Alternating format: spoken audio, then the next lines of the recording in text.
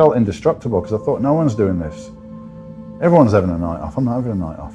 And it just makes you feel more powerful. I remember there was, I was still living in Ladywood in the council flat, and it's about 2 or 3 miles to the city centre where the gym is. And there was a big snowstorm. Actually, there was no cars on the road. So there's no cars, there's no buses, there's no transport. So it probably would have been normal to take a day off that day.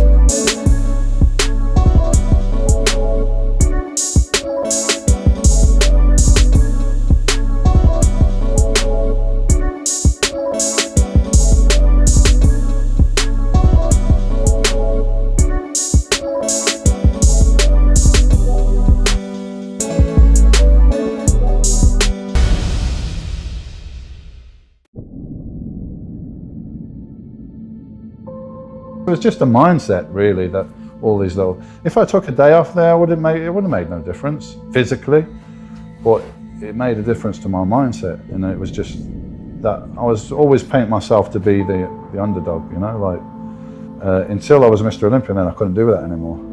I didn't really change my approach or my attitude, so there would have been a lot of distractions and a lot of pressures of me in the States, and I wanted to keep that, you know, Clubber Lang, Eye of the Tiger, and, you know, I didn't want to get too comfortable. I didn't want to go to events with celebrities and all this kind of stuff. So I stayed in Birmingham, where I was not accessible to do those kind of things, where I could just be still almost religious about my training and regime and everything that got me to be at the top.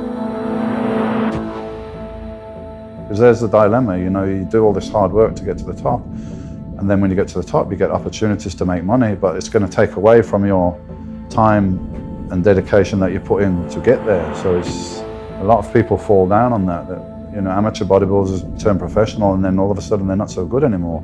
Why? Because they just got so many distractions. And now they're becoming successful, also get so many people in their ear telling them, oh, you should have done this and you should train like this and you should have done that. And then they forgot just basic hard work that got them there in the first place, probably. So, you know, the whole shadow mystique, inaccessible guy from across the water, the only monster that only comes out. Every show I went to in America, and I can still speak to the promoters now, 20 years later, they say they've never seen anything like it. They would sell out their shows immediately when people knew I was there. There was no internet to see me in the flesh, to see me, or to talk to me, or have access, or anything like that. So when you turned up at a show, those days, there was a huge demand for everybody, but I was so inaccessible and so different, and the physique that had changed the sport and everything like that. So the shadow is like, this guy comes out of his gym in Birmingham, goes to a contest, devastates everybody, is like the opposite, the anti-bodybuilder, because he's, you know, he's not an extrovert, he doesn't tell everybody how great he is all the time, all this stuff that people expect. He just goes to the contest, win it, and disappear, and everyone's like, who's that guy, where's he come from? All this enigma, and then disappears in his gym for another year or 2 years and just trains and doesn't let anyone see him because he's got sweatshirt on all the time, and then pops up again and just blows everyone's mind and disappears again, like a shadow. So that's where it comes from. Mighty pullovers! Right!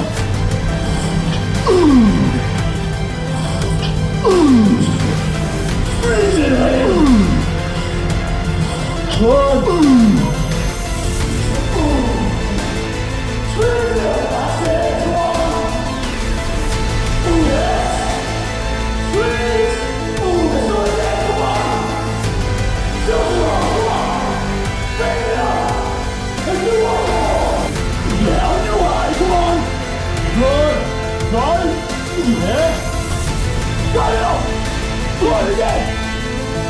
Run!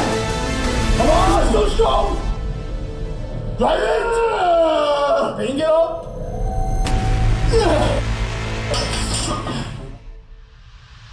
You know, I did put everything into it. Like a tunnel vision that I literally did nothing else. I thought about nothing else.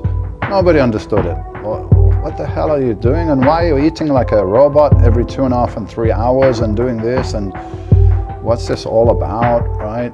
I just always had that like tenacity. If I'm doing something, I just do it, and I don't think, wow, that must be hard work, or I don't really think about it, I just do it. And then I come home, I'll be like, literally like this, because you're on a, you know, it's the only sport where you're eating less. You're eating less calories, you're giving your body less fuel, and you're doing more training and harder training, and you're trying to get contradictory goal of maximum muscle mass and minimum body fat. It's totally contradictory, and you're trying to balance that, and it's exhausting. I'm choosing to do this, I'm choosing to put my body through this.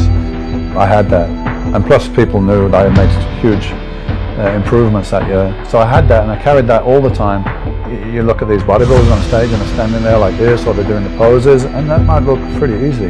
But you are tensing every muscle in your body and holding it in this posture and trying to look like, you know, I don't smile much, obviously, there's no not to smile, but anyway, looking confident, and it's fucking hard work. And if you don't prepare for that, man, and people have told me that, and a good friend of mine, Chris Cormier, who's competing in Mr. Olympia, the later ones, he's like, I couldn't even stand next to you, man. I felt like you had a force field coming off you, like a power, like confidence.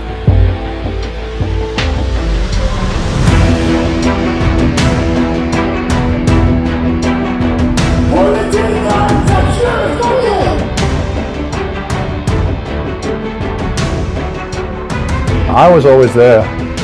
I was always there. Even if I was at the back of the row, I'll be standing there, I'll be holding that posture. I'll be like, I'll do this all fucking day if you want.